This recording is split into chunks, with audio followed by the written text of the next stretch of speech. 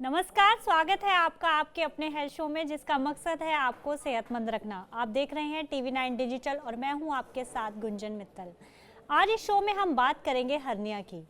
Hernia एक आम बीमारी है। कुछ लोगों में बीमारी बढ़ती उम्र के कारण होती है तो कुछ लोगों में बचपन से ही इसके लक्षण दिखाई देते हैं। वैसे हर्निया को जानलेवा तो नहीं कहा जा सकता, लेकिन समय रहते इसका इलाज करवाना बहुत ज़रूरी होता है। आइए इस पर ज़्यादा जानकारी के लिए बात करते हैं Dharamshila Narayana super speciality hospital के senior gastroenterologist and bariatric surgeon doctor Neeraj Goyal से। डॉक्टर नीरज, आपका बहुत बहुत स्वागत है हमारे शो में। नमस्कार गुंजन जी। मेरे को अपने शो में बुलाने के लिए धन्यवाद।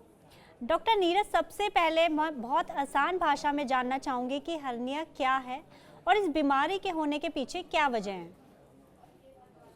गुंजन जी, हमें थोड़ा सा शुरुआत से समझने की आवश्यकता है। हमारे शरीर में कुछ नॉर्मल छिद्र होते हैं जो हमारी मसल्स और बाकी चीजों से कवर्ड रहते हैं। जब भी उन छिद्रों के थ्रू किसी भी कारण से अंदर की जो आंतें हैं उन छिद्रों के थ्रू बाहर जाना शुरू करती हैं, तो हम उसको हर्निया कहते हैं। Abnormal protrusion of any intestine through the normal orifices is hernia. ये कहीं भी हो सकता है, आपके नेवल के लेवल पे हो सकता है, आपके इन्वाइनल रीजन। इसके होने के कारण क्या है? हम समझ सकते हैं कि हमारे जो छिद्र हैं वो एक मसल से कवर्ड हैं, एक फेशिया से कवर्ड है। अगर उसमें कोई भी वीकनेस आ जाती है या अंदर से प्रेशर बढ़ जाता है, तो उन चीजों के अंदर ये हर्निया हो सकता है। तो ये किन चीजों में होता है? सबसे पहले हमें समझना चाहिए कि जैसे-जैसे हमारी उम्र बढ़ती है, हमारी मसल्स के अंदर कमजोरी आती है। साथ ही साथ अगर हमारा प्रेशर इंक्रीज हो रहा है, तो वो हर्निया वहाँ पर बन सकता है।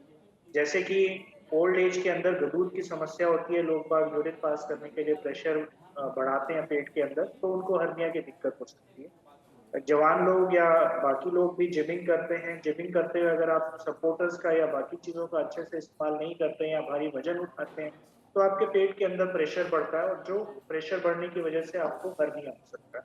जैसा आपने शुरुआत में बोला कि ये जो बचपन से भी हो सकता है। बचपन से हम इनको कंजेनाइटल हर्निया बोलते हैं, क्योंकि उस समय हमारी मसल्स इतने अच्छे से डेवलप नहीं हुई होती हैं और वो बाकी कुछ चीज़ें होती हैं जो ट्यूनिका वेजाइनालिस होती है, वो ओब्लिटरेट नहीं होती है, तो वहाँ पर हर्निया बन जाती है।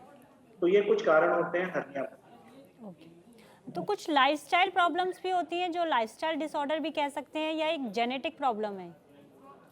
के। ये जेनेटिक प्रॉब्लम नहीं है। ओके। इसको आप लाइफस्टाइल प्रॉब्लम भी कायदे से नहीं बोल सकते। ओके। बट एक प्रकार से हमारा लाइफस्टाइल, या मैं उसको बोलूँ कि हम जैसे जिमिंग कर रहे हैं उसको हम बोलें, या मेरी साइकिलिंग होती है, मैं बहुत ज़्यादा साइकिलिंग कर रहा हूँ, मेरा जिस भी चीज़ से एब्डोमिनल प्रेशर, पेट के अंदर प्रेशर बढ़ रहा है, उस वजह से मेरा हर्निया हो सकता है। ये किसी भी प्रकार से वंशानुगत या जेनेटिक नहीं है।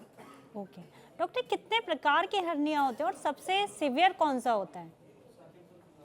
गुंजन जी, हर्निया कई प्रकार के हो सकते हैं। अगर नेवल के लेवल पर ये होता है तो हम इसको अम्बिलिकल हर्निया बोलते हैं, क्योंकि वो अम्बिलिकस होता है। उससे ऊपर की तरफ होता है तो हम उसको एपिगैस्ट्रिक हर्निया बोल देते हैं। अगर वो नीचे की तरफ जाते हैं तो इन्वाइनल रीजन में हो सकता है। अगर वो किसी ऑपरेशन के बाद बना है, आपका चीरा था जो कमजोर हो गया, उसके बाद अगर वो बना है तो हम उसको इंसिशनल हर्निया कहते हैं। ओके। जहां तक आपका सवाल है कि कौन सा सीवियर होता है, इन चीजों में severity does not depend on the type. मतलब टाइप के ऊपर सिवियरिटी डिपेंड नहीं करती है। कोई भी हर्निया लंबे समय तक चलता जाएगा तो वो बड़ा हो जाएगा, या कोई भी हर्निया किसी भी समय किसी भी कॉम्प्लिकेशन में जा सकता है तो वो सीवियर कहलाना शुरू कर देता है। कहने का मतलब ये है कि सभी प्रकार के हर्निया एक प्रकार से बिनाइन भी हो सकते हैं और सभी प्रकार के हर्निया कभी कभी हमें इमरजेंसी सिचुएशन भी पैदा करा सकते हैं। ओके, डॉक्टर, क्या इसकी पहचान कैसे होती है। एक पेशेंट को कैसे पता चलता है कि उसको हर्निया की प्रॉब्लम है और उसे डॉक्टर से डिस्कस करना चाहिए इसके बारे में। हर्निया का जो शुरुआती लक्षण होता है वो बड़ा ही महीन सा होता है, बड़ा ही बारीक सा होता है। हर्निया का शुरुआती लक्षण होता है कि आपको अपनी जो नॉर्मल छिद्र है, जैसे इन्वाइनल रीजन या अम्बिलिकस या एपिगैस्ट्रिक एरिया, या जहाँ पर ऑपरेशन हुआ था आपका, वहां पर एक भारीपन या खिंचाव सा महसूस होना शुरू होता है। वो खिंचाव इसलिए होता है कि नीचे से आपकी आंतें पुश कर रही होती है और आपकी मसल्स पे स्ट्रेच आता है। तो वो एक शुरुआती लक्षण होता है। जैसे जैसे प्रॉब्लम हमारी बढ़ती रहती है, वहां पर आपको एक स्वेलिंग दिखनी शुरू हो जाती है, एक गांठ दिखनी शुरू हो जाती है, जो शुरुआती तौर पर अपने आप कम हो जाती है या आप उसको कम कर पाते हैं। पर जब वो बहुत ज्यादा बढ़ जाती है तो वो आपके अगर इन्वाइनल रीजन में नीचे की तरफ है तो वो अंडकोशों तक भी पहुंच सकती है, और वो पूरा एक बहुत बड़ी गांठ की तरह महसूस होती है जो कभी कभी वापस नहीं जा पाती, जिसको हम कॉम्प्लिकेशन बोलते हैं। ओके। तो इस प्रकार से हर्निया को आप अपने में पता कर सकते हैं कि हर्निया ऐसे, और गांठ आ जाती है तो बड़ा एविडेंट होता है। तो इसका डायग्नोज कैसे होता है मेडिकल उसमें? इसका जो डायग्नोसिस है वो बड़ा ही सिंपल और बड़ा ही क्लिनिकल है। आप अपने सर्जन से मिलते हैं, वो आपको एग्जामिन करता है और उससे ही हमारा ये डायग्नोसिस बन जाता है। कभी-कभी अगर डॉक्टर को संशय है, तो वो उसके लिए कुछ अल्ट्रासाउंड या कभी-कभी रेयरली कभी-कभी सीटी स्कैन की आवश्यकता पड़ सकती है, बट मुख्य तौर पर इसका एग्जामिनेशन होता है, क्लिनिकल डायग्नोसिस है। इसके लिए और किसी इन्वेस्टिगेशंस की जरूरत नहीं। ओके। तो क्या इसका उपचार सिर्फ और सिर्फ सर्जरी है? जी, जो मैकेनिकल प्रॉब्लम है, जो पीछे से प्रेशर की वजह से चीज़ आगे आई है, ऑब्वियसली आप उसको दवाइयों से ठीक नहीं कर सकते। तो ओके। इसका जो इलाज है वो सिर्फ़ और सिर्फ़ केवल सर्जरी है, सर्जरी से ही ये चीज़ें ठीक होती हैं। ओके। तो क्या इसकी सर्जरी पूरी तरह सेफ है और रिकवरी में कितना टाइम लगता है इसकी? सर्जरी पूर्णतया सेफ है और रिकवरी काफ़ी फ़ास्ट होती है। रिकवरी यूजुअली हम जैसे अपने मरीज़ों को भर्ती करते हैं, पहले दिन ऑपरेशन वाले दिन भर्ती करते हैं और अगले दिन उनकी छुट्टी हो जाती है, और मरीज़ यूजुअली 5 से 6 दिन में पूरी तरीके से ठीक हो जाता है और अपने नॉर्मल रूटीन में आ जाता है। ओके। डॉक्टर ये भी बताइए, क्या ये प्रॉब्लम सर्जरी के एक बार हो जाने के बाद दोबारा भी हो सकती है? जी, गुंजन जी, ये सर्जरी के होने के बाद दोबारा भी हो सकती है, पर हम इसके लिए कुछ चीज़ों का ध्यान रखते हैं, कुछ सेफगार्ड्स रखते हैं। जब भी हर्निया की सर्जरी होती है, तो उसमें एक जाली लगाई जाती है। जाली या तो दूरबीन के रास्ते से पेट के अंदर से लगाई जा सकती है, या आप एक छोटा-सा चीरा देके बाहर से लगा देते हैं। ये देखा गया है, जब भी जाली लगाई जाती है, तो जाली लगने से जो रिकरेंस मतलब दोबारा हर्निया होने के चांसेस लेस देन 2% हो जाते हैं। और अगर कभी-कभी 0.2 is the 2% is the incidence, मतलब 0.2 से 2% तक ही लोगों में होता है। अगर हम मेश नहीं लगाते हैं, तो ये परसेंटेज काफ़ी ज़्यादा होती है। तो ओके। मेश लगाने के बाद इस बीमारी के दोबारा होने के चांसेस लगभग ना के बराबर होते हैं। ओके। डॉक्टर ये भी बताइए मुझे, अगर इसकी सर्जरी ना करवाई जाए तो क्या कॉम्प्लिकेशंस हो सकती हैं आपके शरीर में? देखिए मैडम, मैंने जैसे बताया कि वो हर्निया बढ़ता रहेगा। अगर हर्निया बढ़ जाएगा तो एक तो वो प्रेशर डालता है। कभी-कभी अगर हमने देखा हो कुछ लोगों को कि उनका हर्निया पेट का बहुत बड़ा होता है और ऊपर की स्किन खराब होनी शुरू होती है। कभी-कभी हर्निया उस छोटे से छिद्र से निकल के अटक जाता है, जिसको हम ऑब्स्ट्रक्शन बोल देते हैं, या इररिड्यूसिबल हर्निया हो जाता है, ये कॉम्प्लिकेशन होती है। कभी-कभी वो बाहर निकल के अटक गया और साथ ही साथ जो ब्लड सप्लाई है, जो खून का दौरा है, वो भी रुक जाता है और उसकी वजह से उसको स्ट्रैंगुलेशन हो जाता है। उसके अंदर आँत सड़ जाती है और ये एक रियल लाइफ थ्रेटनिंग इमरजेंसी है। ओके। ये कुछ कॉम्प्लिकेशंस है जो हर्निया के साथ होती है। जैसे कि अभी हम बच्चों की बात कर रहे थे, कई बच्चों को भी होता है हर्निया, तो बच्चों में कैसे पहचान होती है, उनका ट्रीटमेंट कैसे होता है? क्योंकि बच्चे तो एडल्ट्स में आते-आते क्या उनको और भी कॉम्प्लिकेशंस हो सकती हैं? मैडम, हम कंजेनाइटल हर्निया की बात कर रहे हैं। बचपन से ही जो पैदा होते हुए बच्चे को जो एक हर्निया हो जाता है, उसमें होता क्या है कि एक ट्यूनिका वेजाइनालिस होती है जो हमारे पेट से जो हमारा टेस्टिस या जो अंडकोश होता है वहां तक जाती है। जब वो शुरुआत में ऑब्लिटरेट नहीं हो पाती है, तो उसके अंदर पेरिटोनियल फ्लूइड होता है, या कभी-कभी आंत भी जा सकती है। पर पेरिटोनियल फ्लूइड जब होता है, तो हम यूजुअली ये देखते हैं कि धीरे-धीरे जैसे थोड़ा-सा बच्चा बड़ा होता है, तो वो हर्निया अपने आप खत्म हो हुँ। जाता है। पर कभी-कभी हमें इसके लिए ऑपरेशन भी करना पड़ता है। तो इसकी पहचान बच्चे में कैसे होती है कि आप बच्चे के जो अंडकोश की तरफ या उसके स्क्रोटम को आप देखेंगे, तो वहाँ पर आपको सूजन दिखाई देगी। ओके। तो ये उसकी एक पहचान होती है जो खत्म नहीं होती है। तो दैट इज़ हर्निया। बच्चे के अंदर कंजेनाइटल हर्निया वो है। अम्बिलिकस हर्निया, या जो बच्चों के अंदर जो हमारा नेवल होता है, क्योंकि वहाँ से अव्वल नाल वहाँ जाती है जिससे बच्चे को माँ के पेट में फीडिंग मिल रहा होता है, तो एक पोटेंशियल एरिया होता है। बट ये चीज़ें यूजुअली थोड़े समय में, मे बी 6 हफ्ते 3 महीने तक कभी-कभी अपने आप, कभी-कभी नहीं, रादर अक्सर अपने आप सेटल हो जाती है। इनके लिए ऑपरेशन की आवश्यकता नहीं पड़ती है, बट उससे ज़्यादा लंबे समय तक होती है तो फिर ऑपरेशन हमें देखना पड़ता है।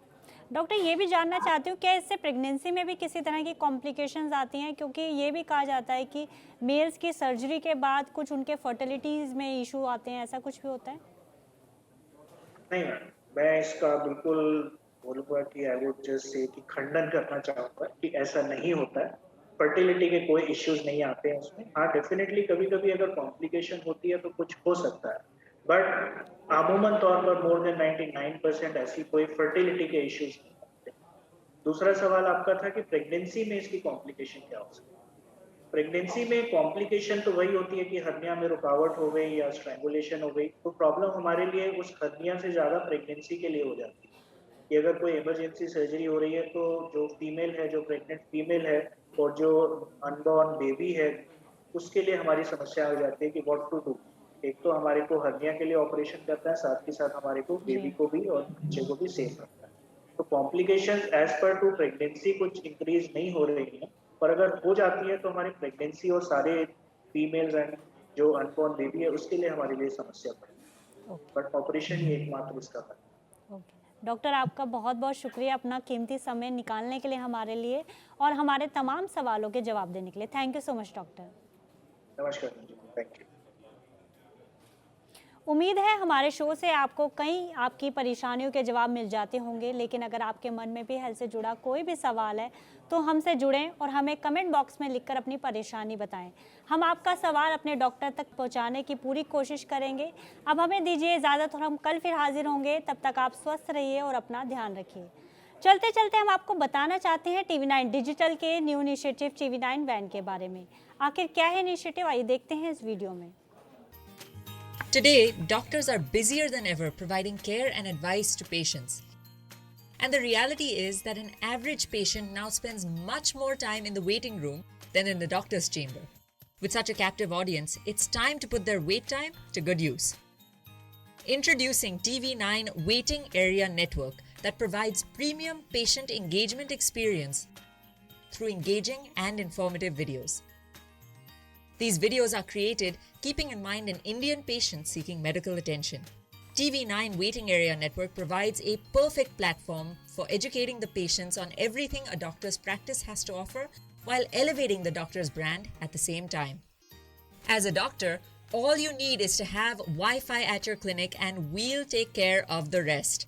We provide you with a TV, a media player, your clinic profile, and a playlist customized as per your practice. Combine all this with the regular news updates from TV9 and you have an awesome branding and marketing tool for your clinic. Write to us at van@tv9.com and we'll get in touch with you to set up our solution at your premises.